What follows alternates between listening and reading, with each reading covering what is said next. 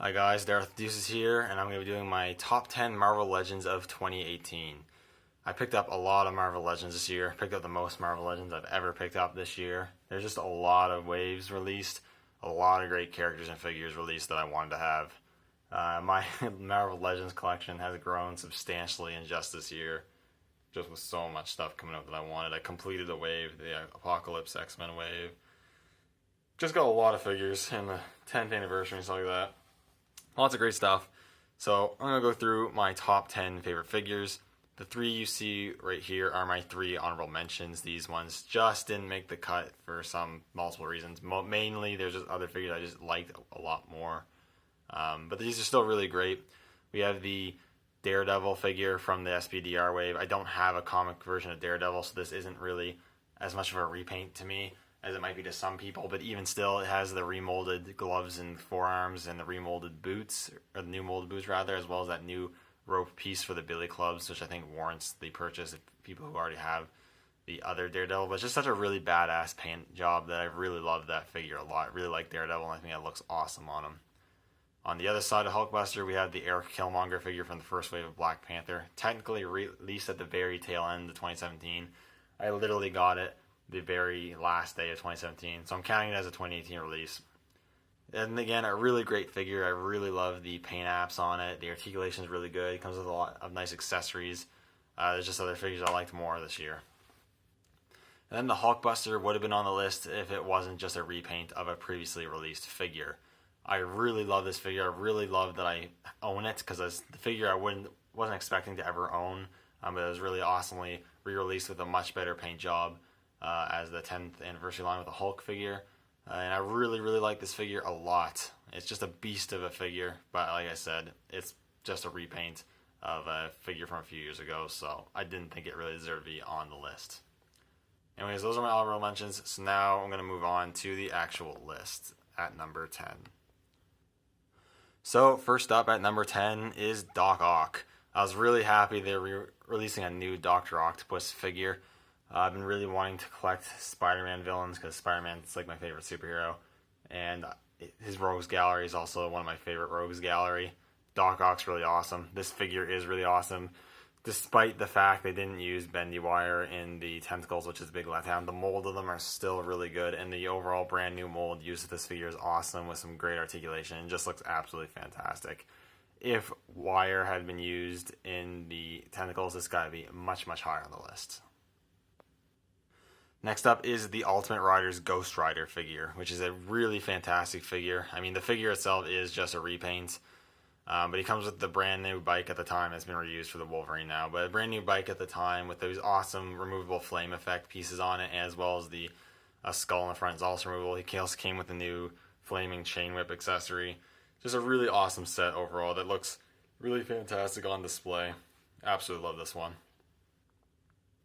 At number 8, I have Archangel, which is my most recent pickup in terms of Marvel Legends. And this is a really great figure. Again, another figure I wasn't expecting to ever get my hands on, but they decided to re-release it. Mainly a repaint, but it's a really good repaint, and they added extras. You got the extra claw hand for Apocalypse. They gave him the Carnage feet, so it looks more correct. And he gave him the bald fist hands instead, I think look much better. He also comes with all the alternate heads, which is also really fantastic. And these wings are also really great. I love the metallic sheen and paint job on them. They look absolutely phenomenal. And this figure just carries such an awesome presence on display. And I'm really happy to add more X-Men and X-Men characters to my collection. And at number 7, I have Omega Red. This is a really fantastic figure. Not a character I'm hugely familiar with. I mean, I know the basics and all that, but it's a really great figure. It uses an all-new buck that is a big, bulky, charactered anatomy, but has butterfly joints, which is fantastic. I really like the tendril accessories. It comes with the 2 short ones as well as the 2 long ones. Again, they don't have the bendy wire, but the long ones at least are molded in such a way where you can pose them and do a lot of different stuff, which is really cool. Articulation, like I said, butterfly joint, not really great articulation. Sculpt is fantastic, especially the head sculpt.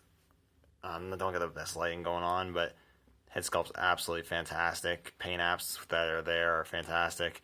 Just an overall really solid entry into the Marvel Legends X-Men. And at number 6, I have the Apocalypse BAF. I was insanely excited when we found out we were getting a new Apocalypse Build-A-Figure. I knew for a fact I had to complete that wave to build the Apocalypse Build-A-Figure because I really enjoy Apocalypse. And this figure is really great. I love the paint apps on it. The shoulder plates, the paint makes it look like they're actually metal, and the metallic paint on the whole figure looks fantastic. I love the head sculpt. I like that he now has the claw accessory. That's really cool. Articulation is pretty good. He's a pretty decent size for a Hasbro BAF. Obviously, doesn't compare to the size of the Toy Biz one. I don't have the Toy Biz one, but I gotta say, just looking at pictures and other people having it and whatever, I prefer the proportions of this Apocalypse and just the overall design of this Apocalypse, but I can see why people still prefer the Toy Biz one. This is a fantastic BAF, one of the better ones of the year, and I absolutely love it. And at number 5, I have Cable, and I really like this Cable figure. I've grown a lot more to the character recently, obviously because of the new Deadpool movie. A bit of a normie in that sense, but it's a really fantastic figure. Not using all new parts, but using a decent amount of new parts. The paint's pretty good where it's at. I love the head sculpt with the effect piece on his eye there. It looks fantastic. I like that he comes with 3 different guns, and he has storage for at least 2 of the guns. All the bulky gear that you can remove is awesome. Articulation's pretty decent. And it's overall a really fantastic figure. I'm really happy to have Cable because this figure definitely is badass.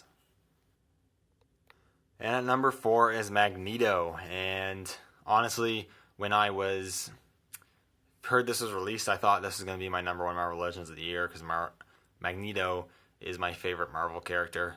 And this figure is still really cool. I think it's a bit underrated. I think it's better than... A lot of people aren't happy because they wanted it to be the classic costume. Obviously, the classic costume would have been better, but the execution of this costume was really well done. What I believe, I'm pretty sure it's a new body mold, is really nice. It hides the articulation pretty well. Articulation itself is also pretty good. The cape, plastic cape and shoulder pads is really nice. The helmet sculpt is phenomenal. And I like the paint apps on it for the most part, aside from a bit of scrapage. But aside from that, pretty cool. Alternate. It comes with all nice accessories like the alternate head. I really like the electricity effects. It seems like the magnetic energies he's putting out. He's got the translucent purple hands that also look pretty good. And he also comes with alternate normal gloved hands, which is fantastic. There's just a few other figures that I just end up enjoying more. As with this figure, I didn't find myself too wanting to photograph too much. It just looks nice on the shelf, and I wasn't really playing around with it as much as I did with other figures. And at number 3, I have the first 10 years Crossbones that came with the Captain America. I don't even like Crossbones that much as a character, but I just love this figure. It is fantastic. I had a blast photographing it. I haven't photographed it lately, but I have a blast photographing it. It just looks so awesome. It's a really great design that translates well into the MCU. I like that he has his fist things, his like hydraulic fist things, or whatever the heck they are. The sculpt in general for this figure and design is awesome. He's got all the armor. He's got the gun. I kind of hate this is a gluing gun. It should have been an accessory, but whatever. He's got all the ammo and the pouches and shells and tools and everything all over his armor there. And he's got this awesome helmet sculpt. You see the burned face underneath. He's got the awesome Rumlow unmasked head sculpts that he comes with as well. Good articulation. Just an absolutely phenomenal figure that I've really enjoyed. It's really, really great. Really awesome. Absolutely love this one. Picking between 1 and 2 was really hard to decide which one was going to be 1 and which one was going to be 2. They're pretty interchangeable. But my number 2 is going to be the first 10 years 3-pack Thanos. I feel bad for anyone who built the BAF because this one is so much better than the BAF. The paint apps are much better. He comes with the alternate head sculpt and 2 head sculpts that I think are just better than the one that the BAF came with.